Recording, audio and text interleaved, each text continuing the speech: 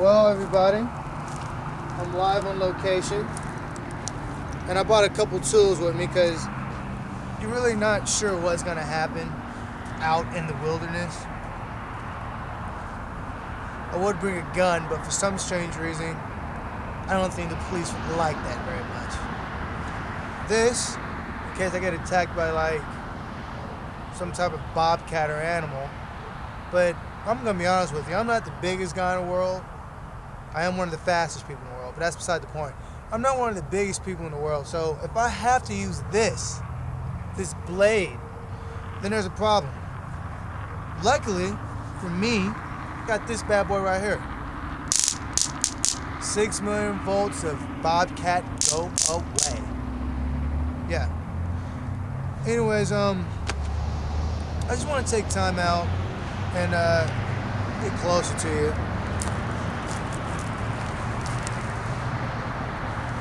Just like to think about some things. Like some things have been going on lately, and once again, this is another update from my Bread and Circus show.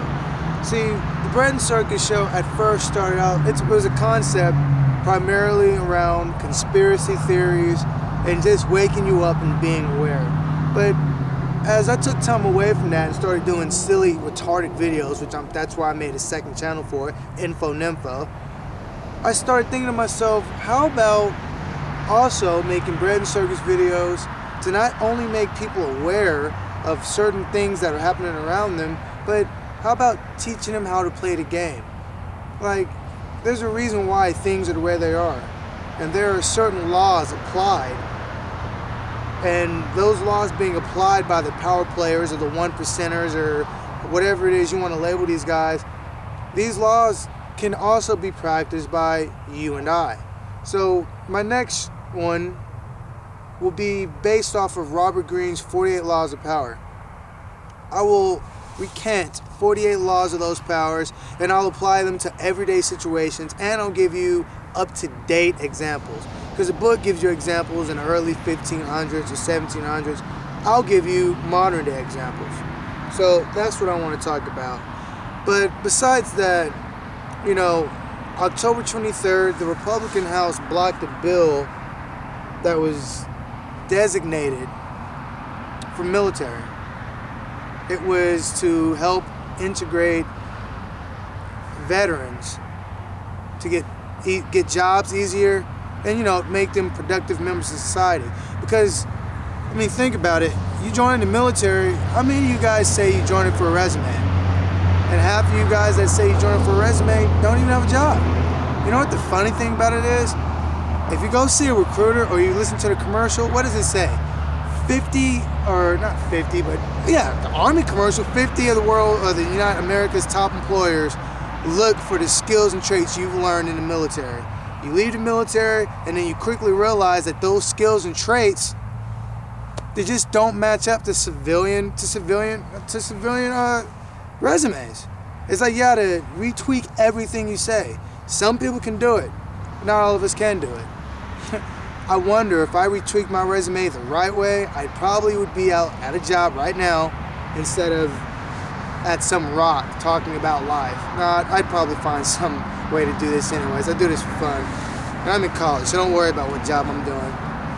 But, you know, it just makes me think twice, because there's certain Marines that are Republicans, that are diehard Republicans, and I don't understand, like, and of course their excuse was they don't have the money to pay for it. Well, my next question is, where the hell are we getting this money to go to war in the first place? But oh well, I mean, whatever, what can we do, right? Anyways, besides that, other things have been coming to my mind too. And I thought, by going out in the wilderness, kind of like this place right here, this is an excellent place to clear your mind. Ex-girlfriend's bothering you, badass little kids, your friends are shady, your grades are shaking, you just got laid off, somebody's punking you, you're punking them. Instead of getting mad all the time and yelling and exploding, I suggest you take a walk. You know what I mean? Take a walk. Appreciate your surroundings. You know, going overseas, I took all of this for granted. Everything. Now that I'm back, I never turn a blind eye to it.